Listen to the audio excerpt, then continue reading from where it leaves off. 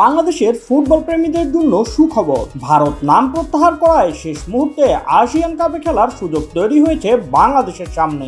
শেষ মুহূর্তে পাওয়া আমন্ত্রণ গ্রহণের ব্যাপারে ইতিবাচক সিদ্ধান্তের দিকেই এগিয়ে যাচ্ছে বাংলাদেশ ফুটবল ফেডারেশন।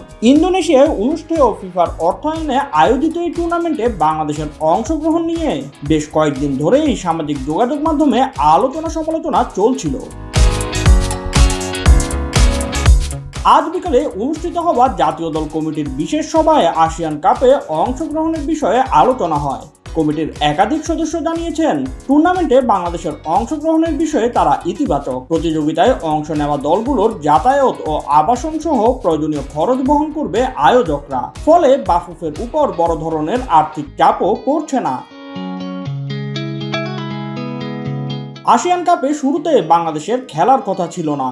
ভারতকে আমন্ত্রণ জানানো হয়েছিল, পরে একটি দল নাম প্রত্যাহার করায় পাকিস্তান সুযোগ পায়। তখন বাংলাদেশকে কেন বিবেচনা করা হয়নি তা নিয়েই সমালোচনা তৈরি হয়েছিল। এবার ভারত সরে দাঁড়ানোয় সেই জায়গাতেই বাংলাদেশের সুযোগ তৈরি হয়েছে।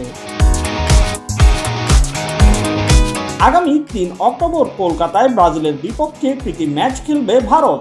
সেই ম্যাচকে সামনে রেখেই আসিয়ান কাপ থেকে নিজেদের নাম প্রত্যাহার করেছে তারা।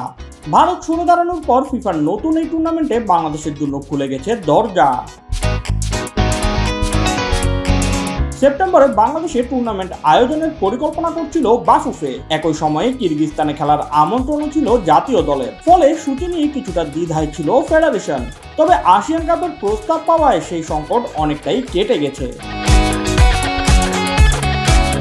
ভারতের জায়গায় বাংলাদেশকে এই গ্রুপে রাখা হতে পারে। সেই ক্ষেত্রে হামজা চৌধুরীদের প্রতিপক্ষ হবে স্বাগতিক ইন্দোনেশিয়া, মালয়েশিয়া ও সিঙ্গাপুর। এই টুর্নামেন্টের ফরম্যাটেও রয়েছে ভিন্নতা। গ্রুপ পর্ব শেষে দুই গ্রুপের চ্যাম্পিয়ন দল সরাসরি খেলবে ফাইনালে। রানার্স আপ দুটি দল মুখোমুখি হবে তৃতীয় স্থান নির্ধারণী ম্যাচে। দুই গ্রুপের তৃতীয় হওয়া দল খেলবে পঞ্চম স্থান নির্ধারণী ম্যাচে, আর চতুর্থ হওয়া দল দুটি লড়বে সপ্তম স্থান নির্ধারণী ম্যাচে। অর্থাৎ গ্রুপে বাংলাদেশের অবস্থান যাই হোক, টুর্নামেন্টে 4টি ম্যাচ খেলার সুযোগ থাকবে। এখন আনুষ্ঠানিক অনুমোদন ও সূচির অপেক্ষায় থাকতে হবে হামজা জামালদের। Shoaib Shams, BD sports time.